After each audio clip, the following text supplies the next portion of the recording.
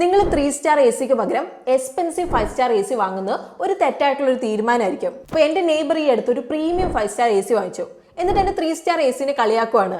പക്ഷെ ഇപ്പൊ അവൻ റിഗ്രറ്റ് ചെയ്യുകയാണ്. കാരണം സ്റ്റാർ എങ്ങനെയാണ് വർക്ക് ചെയ്യുന്നതെന്നുള്ളത് അവനറിയില്ല. സോ നിങ്ങൾ ഇതുപോലെ എ സിയിൽ സ്റ്റാർ ശ്രദ്ധിച്ചിട്ടുണ്ടോ? അപ്പോൾ എ സിയുടെ എനർജി എഫിഷ്യൻസി റെപ്രസെന്റ് ചെയ്യുന്ന ഇന്റർനാഷണലി അക്സെപ്റ്റഡ് ഗ്രേഡിംഗ് സിസ്റ്റമാണ് സ്റ്റാർ. അപ്പോൾ എനർജി എഫിഷ്യൻസിയിൽ എ സികൾ 1 മുതൽ 5 വരെ റേറ്റ് ചെയ്യുന്നുണ്ട്. അപ്പോൾ 5 ആണ് ഏറ്റവും ബെസ്റ്റ്. 1-സ്റ്റാർ എ സി എനർജി സേവ് ചെയ്യുന്നുണ്ട്, പക്ഷേ ഏറ്റവും താഴ്ന്ന റാങ്കിലാണുള്ളത്.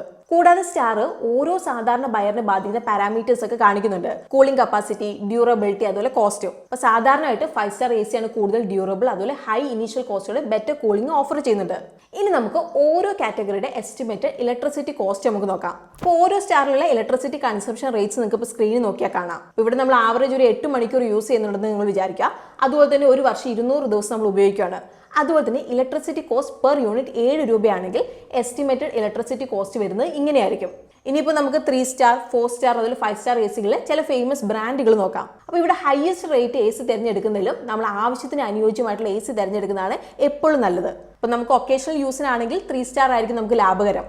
ഇനി എപ്പോഴും എ സി വേണ്ട സ്ഥലങ്ങളാണെങ്കിൽ, ലൈക്ക് ഇപ്പോൾ ഷോപ്പിലൊക്കെ ആണെങ്കിൽ 5-സ്റ്റാർ എ സി ആയിരിക്കും കൂടുതൽ അനുയോജ്യം. കാരണം ഇത് ലോങ് ടേമിൽ കൂടുതൽ സേവ് ചെയ്യും. സോ നിങ്ങൾക്ക് ഇതുപോലുള്ള കൂടുതൽ ഇൻഫോർമേറ്റീവ് വീഡിയോസിനായിട്ട് നമ്മുടെ ചാനൽ ഗ്രോ മലയാളം നിങ്ങൾക്ക് ഫോളോ ചെയ്യാം.